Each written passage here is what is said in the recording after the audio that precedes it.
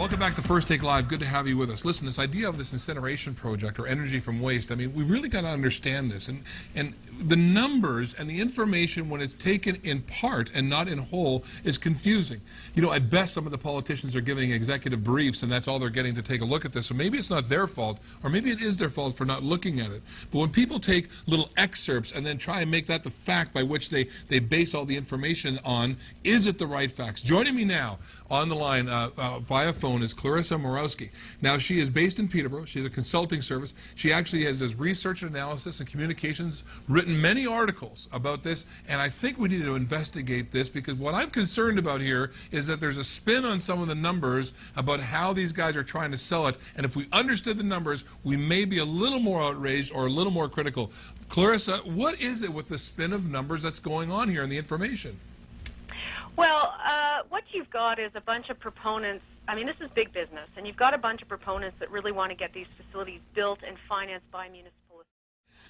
Garth, long time no see. Yeah, man, thanks for being here with us today. Not a problem. And on such short notice, I want everybody to know that you made yourself available to us, so thank you for the late call and you decided to come on. Well, it is an important topic for Clarington, and yeah, you think? Certainly in Durham, and I've been watching. I've been to several open houses, and I have a copy of the report just recently.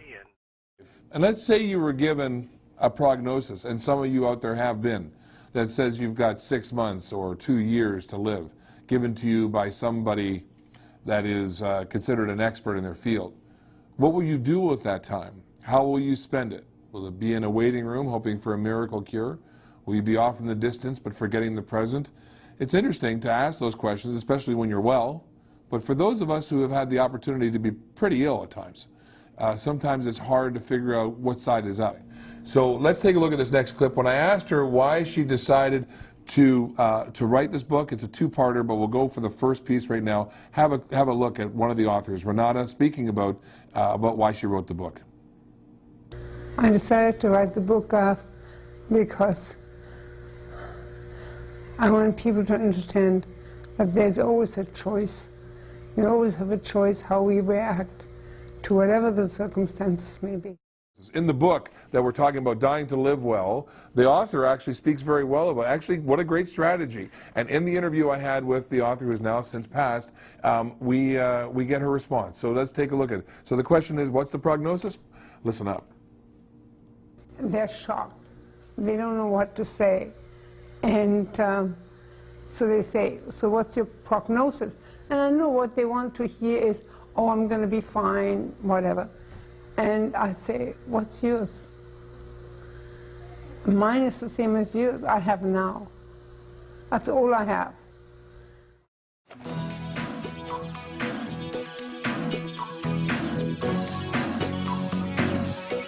Hey, welcome to Riley tonight. Well, you know what? We're trying to be controversial. Perhaps, actually, we don't try. We get it all the time.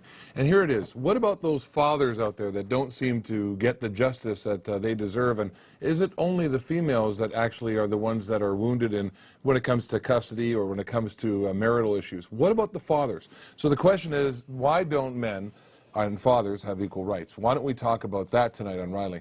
And you know what, we're looking forward to your phone calls. Now, my guests tell me that every time they discuss this in any form of media, that the phones absolutely light up because everybody has an opinion, whether you're for it or against it. And we're going to take all of your calls tonight. So phone now and get in line, because I'm sure we're going to be very busy. Let's talk about it. What do we think the issue is here? You know, before we came to the show, Jack, you kind of succinctly put something. You thought there was 3 issues around this. Well, and we probably will somehow or another be touching upon each one of these issues tonight if we get calls in. I'm sorry that the gay community isn't represented, but the purpose tonight is not gay bashing. We're not into that. Absolutely.